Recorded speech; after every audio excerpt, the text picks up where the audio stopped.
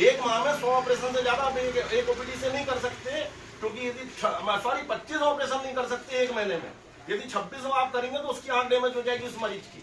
तो ये कौन से रूप से इन्होंने ऑपरेशन की?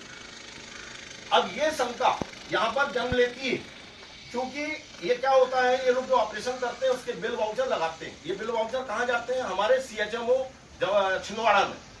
तो वहां पर जाकर के वो सीएचएमओ अपने नोडल अधिकारी को देता है कि इसकी जांच करके इसका प्रतिवेदन बना के इसको भोपाल आप सबमिट करें। भोपाल जाने के बाद में इनका जो पेमेंट है केंद्र सरकार से इनके खाते में आता है। क्योंकि यहाँ पर एक डॉक्टर कंचन दुबे नाम की महिला है जो कि छिंदवाड़ा में पदस्थ है, और वो अभी वर्तमान में नोडल पदाधिकारी है। उनको थोड़ा डाउट हुआ कि ये इतने ऑपरेशन इन्होंने कैसे कर दिए, कहाँ जाकर के कर दिए। तो इन्होंने क्या हुआ, अपना एक प्रतिवेदन बना करके मैडम पटले मैडम की कलेक्टर उनको अपने जांच के लिए उन्होंने आदेश दिए। तो मैडम ने उठा करके जबलपुर और भोपाल 2 जगह की टीम को यहाँ बुलाया और इनसे सारे दस्तावेज मंगवाए। ती संस्था जिसके विषय में मैं आज आप सभी के समक्ष अपनी वाइट यहाँ दे रहा हूँ, जो कि यहाँ के Lions club eye hospital Parasia के नाम की संस्था है, जिसमें मैंने परासिया, छिंदवाड़ा, जबलपुर और भोपाल समस्त कार्यालयों में लगा करके कुछ आरटीआई के दस्तावेजों को संग्रहित किया, जिसके अंतर्गत ये पाया गया कि इस संस्था ने अंधत्व मुक्त मोतियाबिंद के नाम से जो ऑपरेशनों को यहाँ पर क्षेत्र में किया, शासन द्वारा एक गाइडलाइन है कि कोई भी हॉस्पिटल हो आंखों का यदि अस्पताल चला रहा तो उसको एक समय पर निःशुल्क फ्री ऑपरेशन करना होते हैं। ये ऑपरेशन जनता की नज़र में ये होता है कि फ्री हो रहा है, एक सेवा हो रही है, एक अच्छा कार्य हो रहा है, किंतु इस एक ऑपरेशन को करने के बाद शासन इनको केंद्र सरकार से 2000 रुपये की राशि प्राप्त होती है।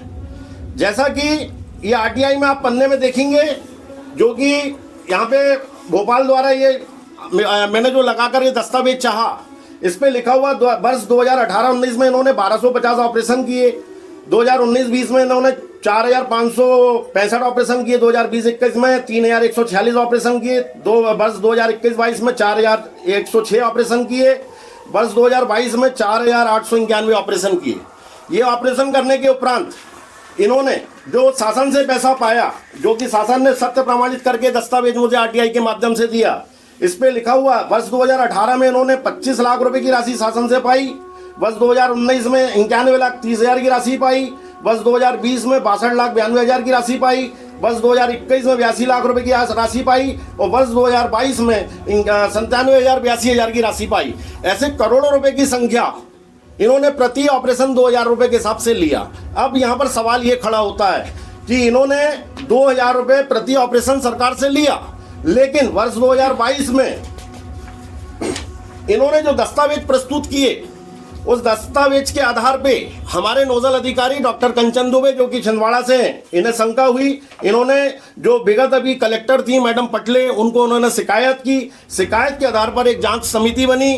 जांच समिति में जिसमें जबलपुर की टीम, भोपाल की टीम ने हमारे क्षेत्र में आकर के जांच करी, और ये सारे विषयों को राजनीतिक दबाव देकर के या अन्य महत्वाकांक्षाओं के चलते दबा दिया गया। इस विषय को उठाया नहीं गया, जिसके दस्तावेज आज मेरे पास है। जैसा कि इसमें इन्होंने जो ऑपरेशन किए, उस ऑपरेशन में इस दस्तावेज में लिखा है कि इन्होंने जो ऑपरेशन किए हैं उसमें मरीज का नाम, सरनेम एवं मोबाइल नंबर एवं पता गलत है।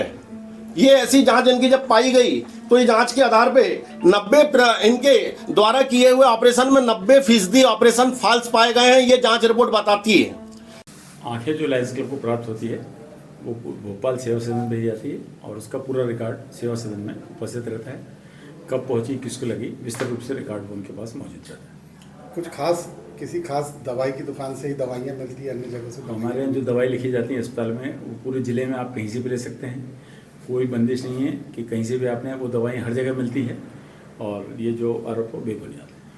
शासन ने एक जांच की है कि जिसमें कुछ मरीजों के आधार नंबर और मोबाइल नंबर गलत पाए गए, जिसके कारण आपकी राशि रोकी गई। इसमें क्या सत्य है?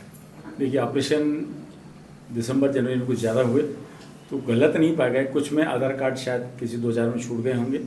बाकी पूरी फाइलें हमारे पास तैयार है। इस विषय में आदरणीय कलेक्टर महोदय से, सीओ महोदय से हमने अनुरोध किया कि जितने भी ऑपरेशन हमने किए हैं, जिसका भुगतान रुका हुआ, आप आएँ, उसे जांच करें, और जांच कर उसका निराकरण करें। यदि किसी प्रकार की कोई अनियमितता पाई जाती है तो आप कार्रवाई करें, अन्यथा उसकी जाँच कर उसका भुगतान करें, और आगे ताकि हम मानव सेवा कर सकें।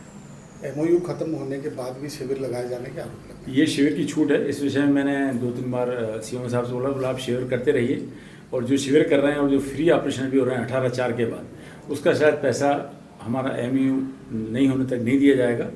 तो आप ऑपरेशन करें, ऑपरेशन की कोई दिक्कत नहीं है। तो अभी वर्तमान में हम ऑपरेशन उतना तो नहीं कर पा रहे हैं, फिर भी जो जरूरी है उनका निःशुल्क कर रहे हैं। बाकी अस्पताल में हमारे ऑपरेशन बेड भी होते हैं, पूर्व में होते थे, अभी भी होते रहेंगे।